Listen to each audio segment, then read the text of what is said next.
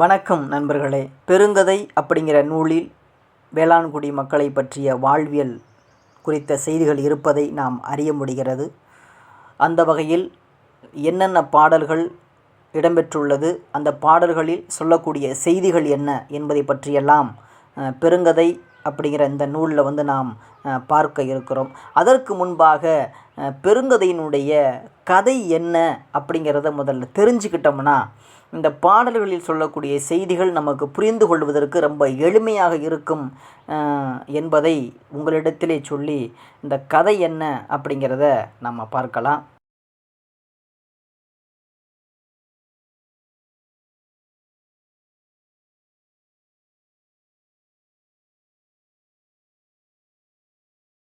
கொங்குவேள் மாக்கதை அல்லது பெருங்கதை அப்படிங்கிற பெயரை உடைய சங்க காலத்தை ஒட்டிய நூல்களில் ஒன்றாக விளங்கக்கூடிய இந்த பெருங்கதையினுடைய ஆசிரியர் யார் அப்படின்னா கொங்கு வேளிர் அப்படின்னு சொல்லக்கூடியவர் தான் இந்த நூலுக்கான ஆசிரியராக இருக்கிறார். இந்த நூல் எதை சொல்லுகிறது அப்படின்னு பார்த்தீங்கன்னா, ஆண் மக்களினுடைய ஆண்மையையும் வெற்றி சிறப்பையும் பெண்களின் சிறந்த ஒழுக்கத்தையும் அருக சமயத்தின் சிறப்பையும் கூறுவதாக இந்த நூலில் நாம் செய்திகளை அறிய முடிகிறது. இப்போ இந்த நூலுக்கான கதை சுருக்கம் என்ன அப்படிங்கிறத பார்க்கலாம். அதாவது, இந்தியாவில் கொசாம்பி என்கிற நகரத்தை தலைநகராக கொண்டு வத்தவ நாட்டை சாதனிகன் என்னும் வேந்தன் ஆண்டு வந்தான். இவனுக்கு வைசாலி நாட்டு அரசன் மகளாக மிருகாபதி என்பவள் மனைவியாக இருந்தாள். இவள் தந்தை சேடகன் மகன் விக்கிரமனிடம் ஆட்சியை கொடுத்துவிட்டு துறவு பூண்டு சேடக முனிவர் என்னும் பெயருடன் காட்டில் வாழ்ந்து வந்தார். கர்ப்பிணியான மிருகாபதியை சரபப் பறவை என்கிற அந்த பெரும்பறவை அரண்மனையிலிருந்து தூக்கிச் சென்று காட்டில் போட்டுவிட்டது.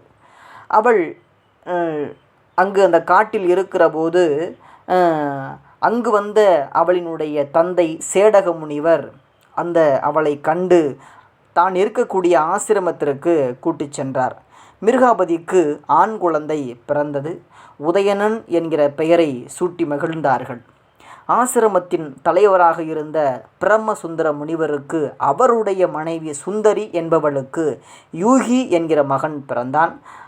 உதயணனும் யூகிக்கும் ஒரே வயதை ஒத்திருந்தார்கள். இரண்டு பேரும் நல்ல நண்பர்களாகவும் இருந்தார்கள். பிரம்மசுந்தர முனிவரிடம் பறவை, விலங்குகள், யானைகளை அடக்கி பணிய வைக்கும் யாழ் இசைக்கலையை உதயணன் கற்றுக்கொண்டான். ஒரு காட்டில் தேவ யானை ஒன்றை கண்டு யாழ் இசையால் மயக்கி தனக்கு துணை செய்ய வைத்து கொண்டான் இந்த உதயணன். விக்கிரமன் துறவு பூண உதயணன் வைசாலி நாட்டின் அரசன் ஆனான். யூகி அமைச்சனானான். அவர்களோடு சேர்ந்து உருமண்ணுவா, வயந்தகன், இடவகன் என்கிற 3 அமைச்சர்களும் அந்த பதவியிலே இருந்தார்கள். மிருகாபதியும் வைசாலிக்கு வந்து சேர்ந்தாள் என்கிற செய்திகளை நாம் அறிய முடிகிறது.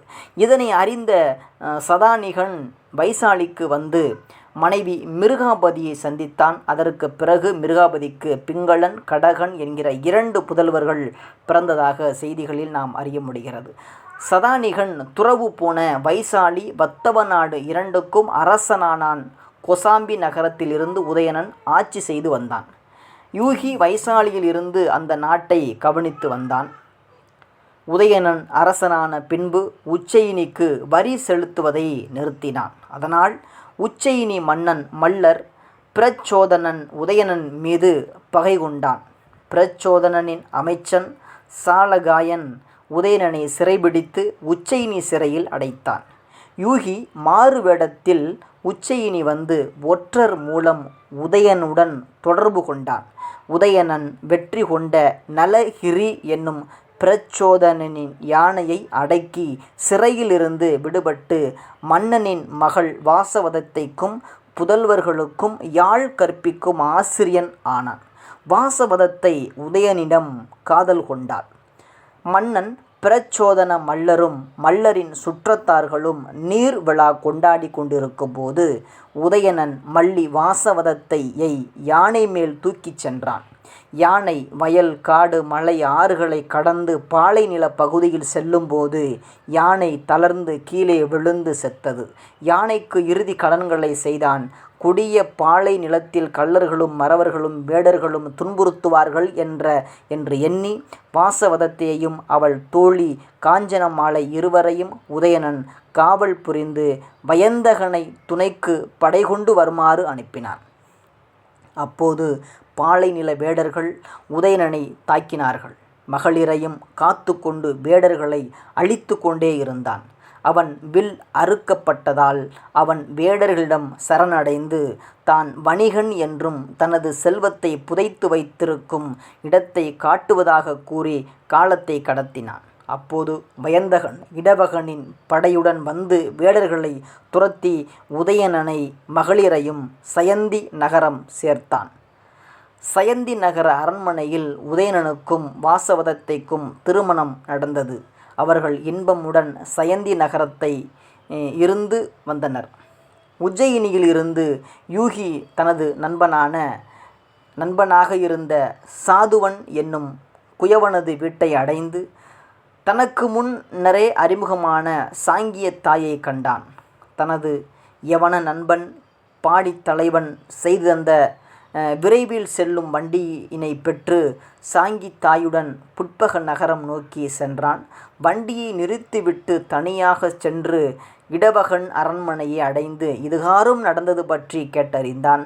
உதயணனின் நிலையை மாற்றியமைக்க நினைத்தான். சாங்கிய தாயுடன் கலந்து உதயணனும் வாசவதத்தையும் பிரிவது நல்லது என்று கூறி அவளை ஒப்புக்கொள்ள வைத்தான். யூகி இறந்தான் என்ற பொய்ச் செய்தியை பரப்பச் செய்தான்.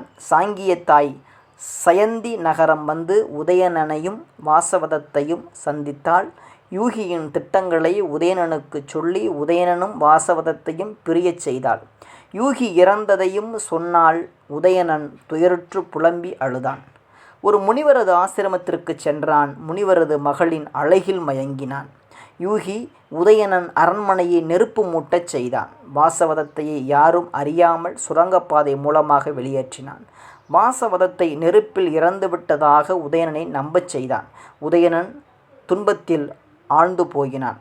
அவன் துன்பத்தை கண்ட காதுண்டகர் என்னும் முனிவர் இறந்தவர்களை பழைய உருவத்தில் பெற வேள்வி செய்து வாசவதத்தையை திரும்ப பெறச் செய்வதாக சொன்னார். பின்பு ராசகிரியம் அடைந்து அந்த நகரத்து அரசன் மகள் பதுமாவதியை கண்டு காமுற்று அவளை மணந்தான். பிறகு தருசகனது தங்கையை திருமணம் செய்தான். பின்பு முனிவர் மகள் விரிசிகையையும் மணந்தான். வாசவதத்தையும் பின்பு உதயனிடம் வந்து சேர்ந்தாள். 4 மனைவியருடன் சிறப்பாக வாழ்ந்தான். நரவாணத்தன் என்னும் மகனை பெற்றான். அந்த மகன் கந்தர்வ உலகத்தையும் வென்று இனிதுர ஆண்டான். அப்படிங்கிற இந்த கதையை பெருங்கதையின் மூலமாக நாம் அறிய முடிகிறது. இதுதான் இதில் சொல்லப்படக்கூடிய கதை. இந்த கதையில்தான், இந்த பெருங்கதை நூலில்தான் வேளாண்குடி மக்களினுடைய வாழ்வியல் எப்படி இருந்தது, இதில் சொல்லக்கூடிய மன்னன் மல்லர், இதில் சொல்லக்கூடிய மன்னர்கள் மல்லர்களாக கருதப்படுகிறார்கள். அந்த மல்லர்கள் தான் மன்னர்களாக இருந்திருக்கிறார்கள். அவர்களுடைய வேலைப்பாடுகள் என்ன, அவர்கள் வாழ்ந்த வாழ்வியல் என்ன, அவர்கள் செய்யக்கூடிய செயல்கள் என்ன என்பதை பற்றி தான் இந்த நூல் விளக்கி சொல்கிறது. அதில் சொல்லக்கூடிய ஒரு பாடலை நாம் பார்க்கலாம்.